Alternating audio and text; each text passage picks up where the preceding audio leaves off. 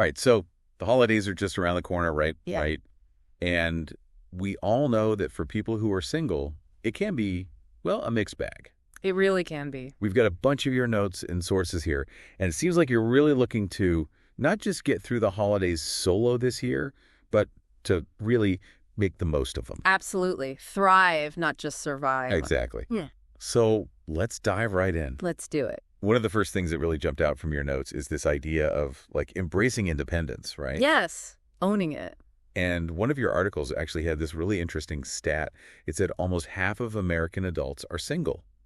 That's incredible, isn't it? It's like a silent majority almost, you know? It really is. Yeah. So you're definitely not alone in this. And, instead of kind of looking at it as a negative, maybe we can flip that script and see it as a chance to actually create a holiday experience that's exactly what you want.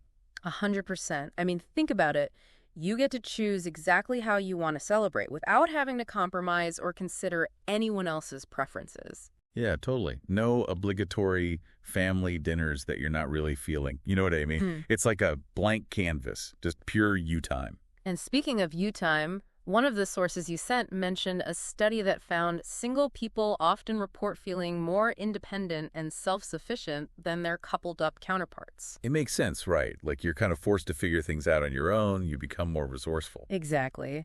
And I think during the holidays, that can be a real asset. You have the freedom to travel spontaneously, book a last-minute flight somewhere, or volunteer for a cause that's important to you, or even just stay home and have a total pajama day with a holiday movie marathon. Oh my gosh, yes. That sounds amazing. Total guilt-free relaxation mode. Exactly. No judgment, just pure bliss.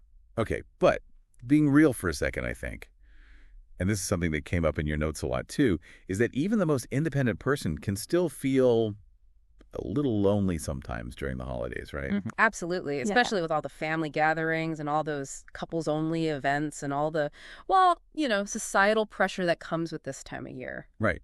And it's okay to acknowledge that. Yeah, totally. It's human to crave connection. So what are some ways to kind of combat those feelings of loneliness? Well, one of the things that came up in your research was the Meetup app. It's a great way to find groups of people in your area who share your interests. And a lot of times they have specific events for single folks too, especially around the holidays. Yeah. Get out there, meet new people, try something new. Exactly. And even if you're not feeling up to socializing, remember that self-care is super important, especially during times of stress.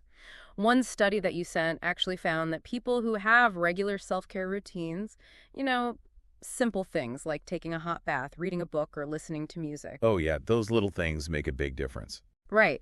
They reported feeling much more resilient and less overwhelmed during, those tougher times.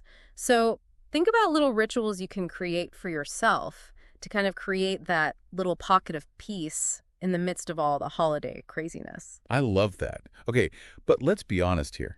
There's one thing that I think every single person dreads during the holidays, and that's those questions from well-meaning but sometimes super nosy relatives. Oh, I know exactly what you mean. Like, why are you still single? Yeah. Or when are you going to settle down? Right. It's like they think they're being helpful, but it can be so awkward. You really can.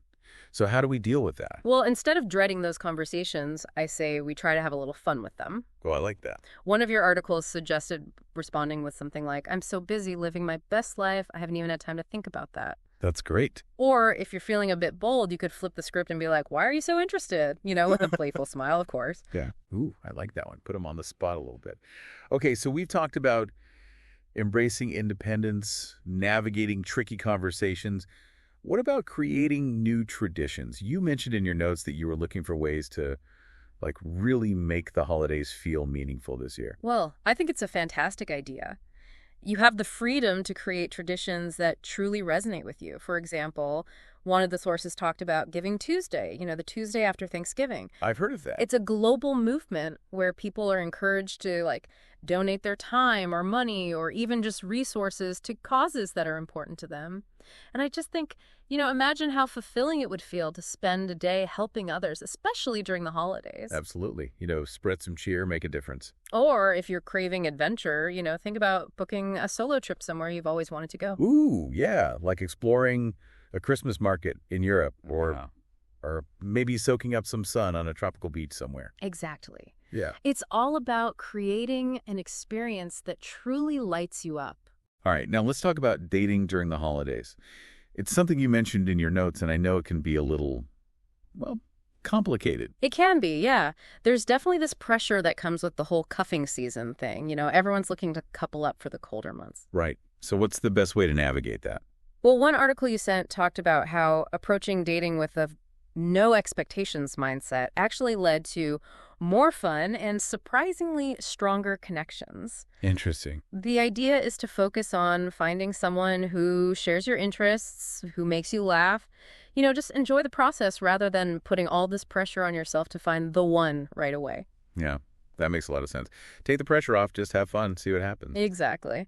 And, speaking of pressure, I think it's important to talk about social media during the holidays. Oh, yeah, that can be a whole other beast. It can. You're constantly bombarded with everyone's picture-perfect holiday moments, the perfectly decorated homes, the happy families. Right, and it's easy to fall into that comparison trap and start feeling like you're not doing enough or your life isn't as exciting or whatever. Exactly. It's important to remember that social media is just a highlight reel. It's not the full picture. So what can we do about that? Well, one of the things your sources suggested was a social media detox during the holidays. Unfollow accounts that trigger negative feelings or make you feel inadequate. Yeah, get rid of that noise. Exactly. And replace them with accounts that inspire you or make you laugh, things that actually lift your spirits. And also, don't be afraid to set some limits on your scrolling time. That's really good advice, especially during this time of year. Okay, so as we wrap up this deep dive, what are some key takeaways for our listener as they get ready for the holidays? Well, first and foremost, remember that you have the power to create a holiday experience that's truly joyful and fulfilling, whether you're single or not.